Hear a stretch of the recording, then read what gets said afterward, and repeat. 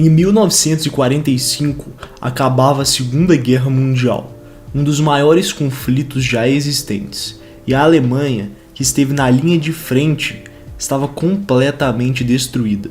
O número de mortos são incontáveis, a infraestrutura completamente abalada, milhões de alemães desempregados e uma enorme instabilidade. Mas apesar disso, a partir de 1950, a Alemanha ascendia como a maior potência industrial e econômica de toda a Europa, liderando o início da formação do que hoje seria a União Europeia e se consolidando posteriormente como a quarta maior economia do mundo, com índices de qualidade de vida excepcionais.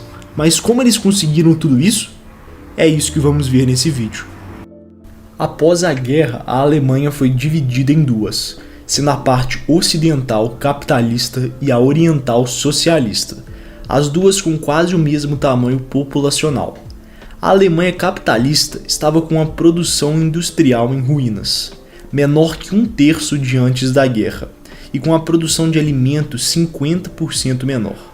Além disso, durante a Segunda Guerra, o governo nazista havia financiado parte das despesas militares imprimindo dinheiro, o que é comum em períodos de guerra, e eles também adotaram controle de preços. Isso fez com que a economia alemã no pós-guerra herdasse uma grave inflação, que foi intensificada com a manutenção do controle de preços pelas forças aliadas que ocuparam o país depois da guerra. Vale ressaltar que a Alemanha se beneficiou com os fundos para a reconstrução do Plano Marshall dos Estados Unidos.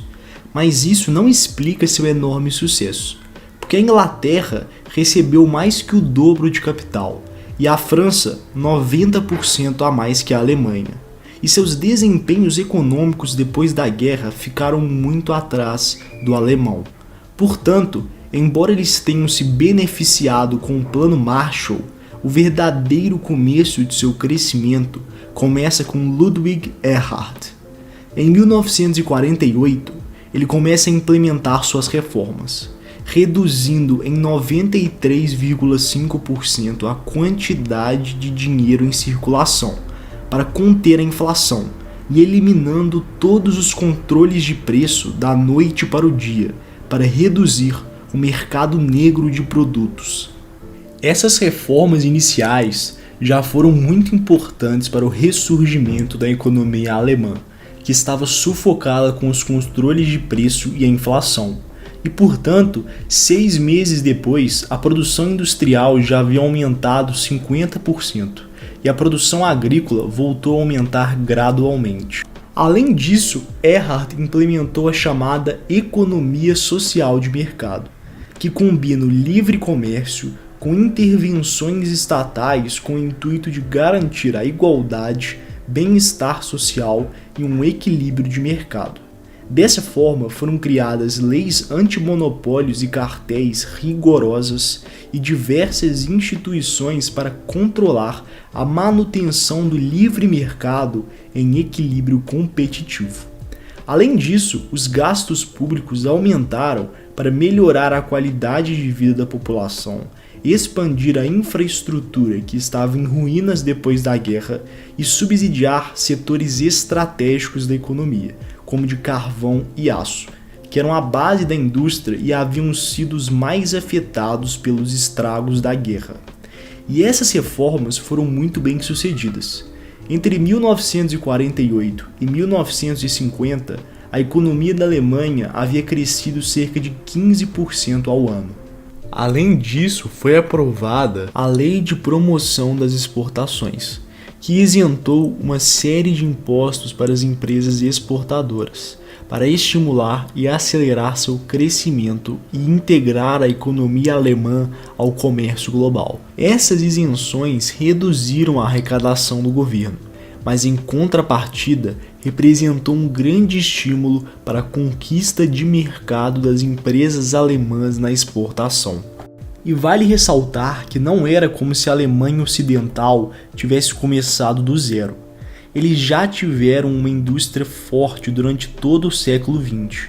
Portanto, a nação tinha capital intelectual, ou seja, o know-how e as habilidades necessárias de uma economia altamente desenvolvida e industrial, que foram essenciais para a reestruturação e recuperação de sua indústria, assim como algumas delas que haviam ficado intactas da guerra e gradativamente retomavam a sua alta produtividade. E além disso, um fator que ajudou no crescimento de suas exportações foi o início da guerra entre as Coreias, no auge da Guerra Fria. Com o início do conflito, a demanda por materiais básicos como aço para a produção de armas e carros para a guerra aumentou, e como a Alemanha já tinha parcialmente se recuperado industrialmente, muito desses recursos começaram a ser importados das indústrias alemãs, beneficiando suas exportações, que dobraram, e a recuperação industrial foi impulsionada por essa demanda externa. Além disso, em 1950 foi criada a Comunidade Europeia do Carvão e Aço, e 6 anos depois, um mercado comum com grandes nações europeias, como França, Itália, Alemanha como membros, com o objetivo de integrar os países europeus economicamente e preservar a paz depois da guerra. Esses foram os primeiros passos para a formação do que hoje conhecemos como União Europeia. E essa abertura econômica entre os países membros europeus permitiu que a forte indústria alemã se beneficiasse, exportando para essas nações, o que impulsionou as receitas fiscais do governo alemão. Outro fator importante a se ressaltar foi a ênfase de Ludwig Erhard em desenvolver um modelo voltado para as pequenas e médias empresas, conhecidas como Mittelstand, que constituem a maior parte de sua economia, representando 70% de todas as exportações alemãs. Além disso, esse modelo fez surgir as Hidden Champions, que é a base de sua indústria, sendo empresas de médio porte líderes internacionais dos mercados em que atuam, mas pouco conhecidas pelo público. Por exemplo, essa empresa é líder em embalagens de remédios, e essa líder no fornecimento de ácido cítrico para Coca-Cola, e assim por diante. E como elas são empresas geralmente familiares que se financiam basicamente por meio de seus próprios lucros, mantendo baixos níveis de dívidas, essas empresas têm uma alta flexibilidade. Por exemplo, na crise de 2008, apenas 10% dessas empresas quebraram, demonstrando sua enorme capacidade de resiliência. Além disso, elas registram 5 vezes mais patentes que as grandes corporações e conduzem as inovações de sua economia. Mas outro ponto-chave da inovação alemã é a parceria público-privada de pesquisas e desenvolvimentos em centros tecnológicos, feitos pelas instituições públicas alemãs, como a Fraunhofer, que auxilia as empresas de pequeno e médio porte do país em seu desenvolvimento industrial com maior qualidade e eficiência possível. Com essa série de medidas e reformas, a partir de 1950, a Alemanha viveu um dos maiores crescimentos econômicos do mundo, cerca de 8% ao ano, ultrapassando todos os países europeus. O desemprego se reduziu de 11% em 1950 para 1% em 1960. Suas exportações inundaram a Europa e eles já eram uma nação rica novamente. Esse período ficou conhecido na Alemanha como esse nome que vocês estão vendo na tela, ou o milagre econômico alemão. E mesmo hoje, as bases de sua economia têm como pilar as reformas feitas por Ludwig Erhard. Em 1990, a Alemanha Ocidental já era uma potência econômica altamente industrializada e rica, enquanto a Oriental, que havia sido controlada pela União Soviética, que com seus planejamentos centrais estatizou a maioria dos setores de sua economia, estava com alto desemprego, além de uma infraestrutura totalmente ultrapassada. E por isso, seu processo de reunificação e integração ao capitalismo foi muito difícil. Durante esse período, cerca de 586,5 bilhões de marcos foram gastos pela Alemanha Ocidental para melhoria da infraestrutura casas e transportes da Alemanha Oriental.